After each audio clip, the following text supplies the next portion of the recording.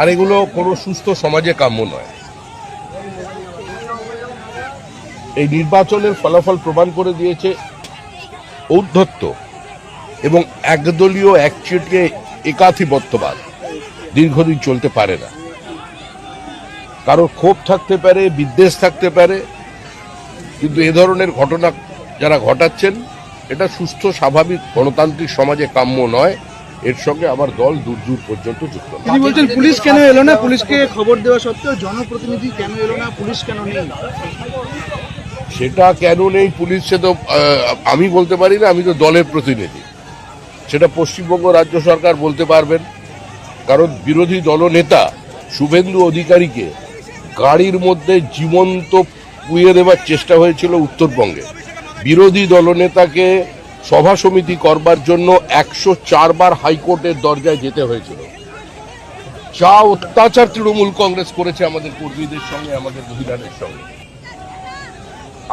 আমরা সংযত আছে ছিলাম বলেই আজকে তৃণমূল কংগ্রেস অক্ষত আছে। মায়ের সামনে ছেলে ভাত খাচ্ছে, তাকে গুলি করে খুন, মহিলাদের মাথা ন্যাড়া করে তাদের দিয়ে থুতু চাটানো, নৈহাটিতে পুরুষকে সম্পূর্ণ বিজেপি করার অপরাধে উলঙ্গ করে তাকে থুতু ফেলে চাটানো, বিজেপির হয়ে নির্বাচনে প্রতিদ্বন্দ্বিতা করার অপরাধে 5 লক্ষ টাকা জরিমানা দিয়ে বিধায়ক মানে পদপ্রার্থীকে তাকে বাড়ি ঢোকানো, অত্যাচার কিছু বাদ রেখেছে? সন্তোষ ট্রফি খেলা একজন ফুটবলার বাগবাজার অঞ্চলে থাকেন, সুইগির জিনিসপত্র সাপ্লাই করে নিজের জীবন ধারণ করে, বিজেপির বুথে বসেছিল, মা অন্যের বাড়ির গৃহ পরিচারিকা, বাবা প্যারালিসিস, একজন প্রতিভাবান ফুটবলার, তার নখগুলোকে সারাশিদি উপড়ে নেওয়া হয়েছিল। যান দেখে আসুন, সেগুলো কভার করুন। তারপরে যে তৃণমূল কংগ্রেসের এই বিধায়ক আর মন্ত্রীগুলো অক্ষত আছে না, এটাই হচ্ছে বিজেপির কারণে আছে। আমাদের জায়গায় অন্য কেউ থাকলে, যদি তৃণমূল থাকতো, আজকের ক্ষমতায় আসতো, আজকে এখানে আমি দাঁড়িয়ে থাকতাম না, আমার 500 কর্মী খুন হয়ে যেত। আর যদি কংগ্রেস বা সিপিআইএম হতো, তাহলে আজকে যিনি বলেছেন বিবৃতি দেওয়ার অবস্থায় থাকতেন না, অনেক আগেই লিঞ্চিং এর শিকার হয়ে যেত। যে অত্যাচার দক্ষিণ 24 পরগনায় হয়েছে, 3টে সভাপতির গাড়ি ভাঙা হয়েছে,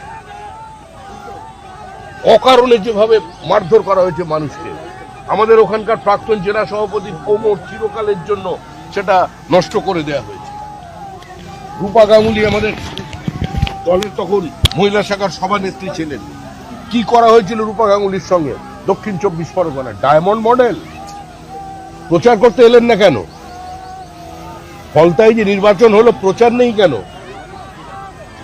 কোথায় ডিজে, কোথায় রবীন্দ্রসঙ্গীত? এসব আর রাজনীতিতে চলবে না। শান্ত থাকুন, ভদ্রভাবে প্রত্যেক রাজনৈতিক দলের কর্মীরা আচরণ করুন, হিংসা বর্জন করুন। পশ্চিমবঙ্গের রাজনীতিকে এই হিংসামুক্ত করবার জন্য মানুষ রায় দিয়েছেন। মানুষের আবেগকে, মানুষের ইচ্ছাকে মর্যাদা দিয়ে সবাই এ ধরনের কাজকর্ম থেকে বিরত থাকুন।